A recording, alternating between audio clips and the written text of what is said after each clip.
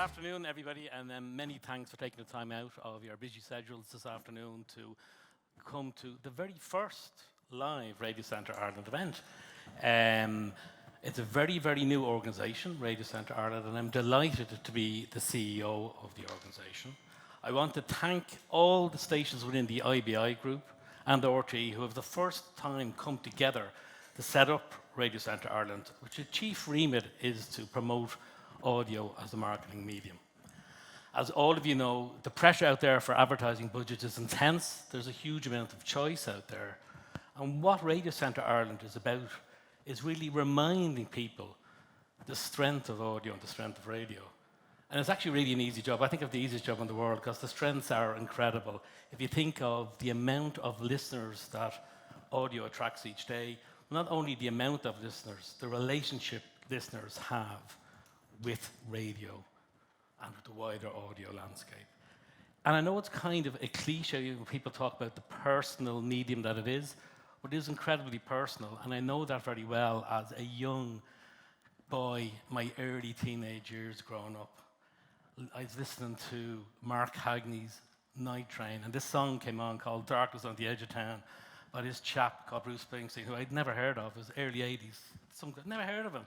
5 years later, I'm in Slane, 80,000 people. He's taken over the world. And that started my huge relationship with radio that has continued from being a young teenager all the way up to today. And now I see it in I have 4 kids, but 3 teenage boys. One is a little bit younger. And I see how their relationship with audio, it's different, obviously, because they have incredible choice of platforms and how to consume. But really is a unique benefit of the medium is that two-way dialogue. It is really unique compared to all other media. It's nearly always live, it's unbridled, it's unscripted, and it is transparent. There's an intimacy that people actually invite presenters like Ciaran into their homes, into their cars, into their daily lives. And that is something that you do not get with other media. It is truly unique and is incredibly powerful. In fact, so much so, we did some research recently. We asked people about their relationship with the medium, and they said, it helps lift my mood. They said, it keeps me company. What other medium would you get that response? It helps lift my mood, it helps keep me company. It is a unique medium in doing that. I think it's incredibly, incredibly powerful. Also, as well as it being a personal medium, it's also a medium of shared connections, because people consume it live together. So there's that general human connection of people listening, because the medium is mostly consumed live, so people are listening to the same thing at the same time. That's a shared experience, and you rarely get that anymore.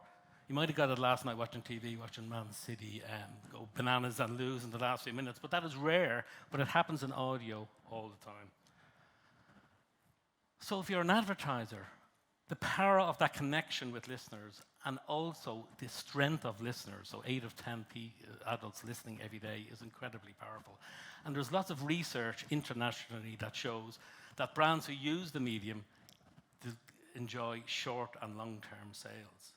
And we are going to look at doing that type of research in Ireland too, because it's something that has been missing, and that's part of the remit of Radiocentre Ireland. Another remit is creativity. It's an incredibly powerful media in terms of the theatre of the mind, unlimitless opportunities to do something creatively with a low-cost barrier. But I think brands really don't exploit or leverage that to the extent they can. And we touched on that during the presentations today. And finally, innovation. The power of innovation, of new formats and new technologies, digital audio bringing new listeners, dynamic displays mean you can have a personalized message to a consumer, or voice assistant technology is going to allow brands to drive purchase and deliver brilliant brand experiences going forward. Another remit for Radiocentre Ireland is to actually understand the size of the market. Believe it or not, it is something we do not know and have not known before. What is the audio radio market worth in Ireland? And I'm delighted to say we've been working on this for the past number of months. We will be releasing a figure in the next 2 weeks, which will actually show exactly the strength and the power and the size of the market in Ireland, because all radio stations have come together to supply direct and agency revenue, that we can supply that to the market. And the one thing I will say is, And I said, we don't have the figure quite yet, but I figure it's going to be a lot higher than people think.